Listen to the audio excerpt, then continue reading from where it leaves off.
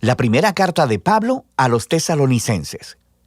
Esta es probablemente la carta de Pablo más temprana que tenemos, y su trasfondo se encuentra en el libro de Hechos, cuando Pablo y su colaborador Silas fueron a la antigua ciudad griega de Tesalónica. Y después de tan solo un mes, hablándole a las personas sobre las buenas nuevas de Jesús, un gran número de judíos y griegos comprometieron su lealtad a Jesús y formaron la primera comunidad de iglesias ahí. Pero se estaban cocinando los problemas. El anuncio de Pablo de que el Jesús resucitado era el verdadero Señor del mundo trajo sospechas. Así que los cristianos en Tesalónica eventualmente fueron acusados de desafiar al César, el emperador romano, cuando decían que había otro rey, Jesús. Y esto llevó a una persecución tan intensa que Pablo y Silas tuvieron que huir de la ciudad. Y esto fue doloroso para ellos porque amaban mucho a las personas que estaban ahí. Así que esta carta es el intento de Pablo de volver a conectarse con los cristianos en Tesalónica. Después, Pablo recibió un reporte de Timoteo diciendo que ellos estaban muy bien y que estaban floreciendo a pesar de la intensa persecución. Él diseñó la carta en base a dos movimientos principales. Primero, una celebración de la fidelidad de ellos hacia Jesús, y luego, un reto a seguir creciendo como seguidores de Jesús. Y entonces, estos dos movimientos están rodeados de tres oraciones. La carta inicia con una oración de acción de gracias. Los dos movimientos están unidos por una oración de transición, y luego la carta entera cierra con una oración final. Es un diseño hermoso.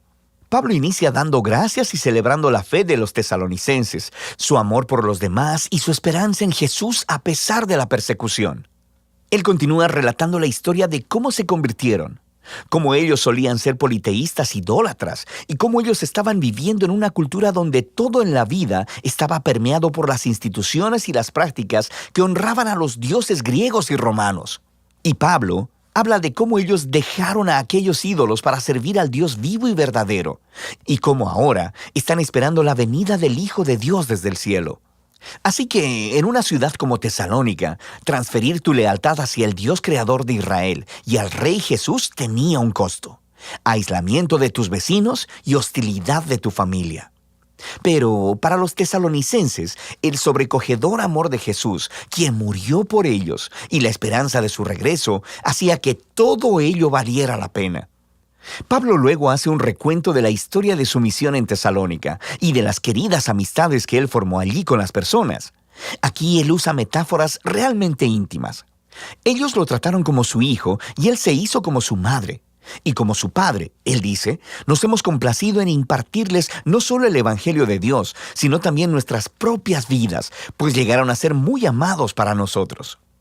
Pablo nos recuerda aquí que la esencia del liderazgo cristiano no se trata de tener poder o influencia.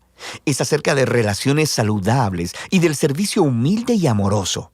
Pablo les recuerda que jamás les pidió dinero.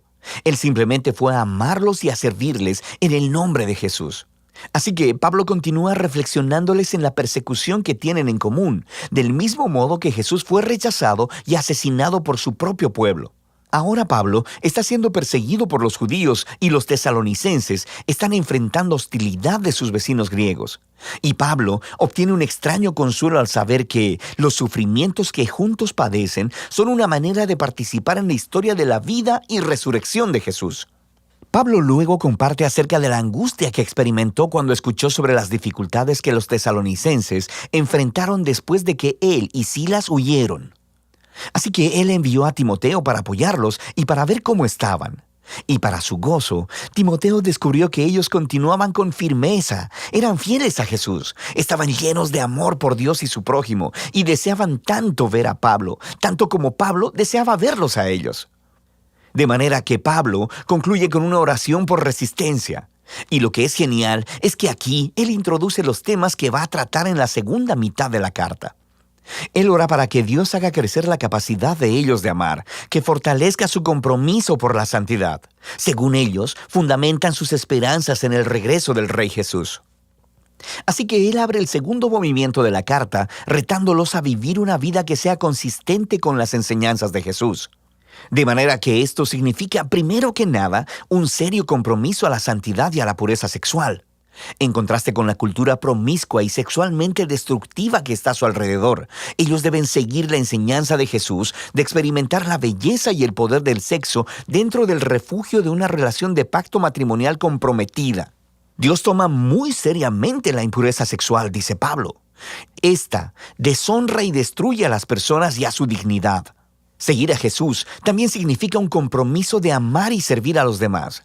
Así que Pablo les instruye sobre que los cristianos deben ser conocidos en la ciudad como personas confiables, que trabajan muy duro, no solo para ganar dinero, sino para generar recursos, tanto para sí mismos como para compartir generosamente con las personas en necesidad.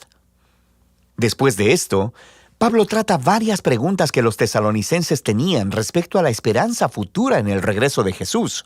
Así que algunos cristianos en la iglesia habían muerto recientemente, muy probablemente asesinados como mártires, y sus amigos y familias se preguntaban acerca de cuál sería su destino cuando Jesús regresara.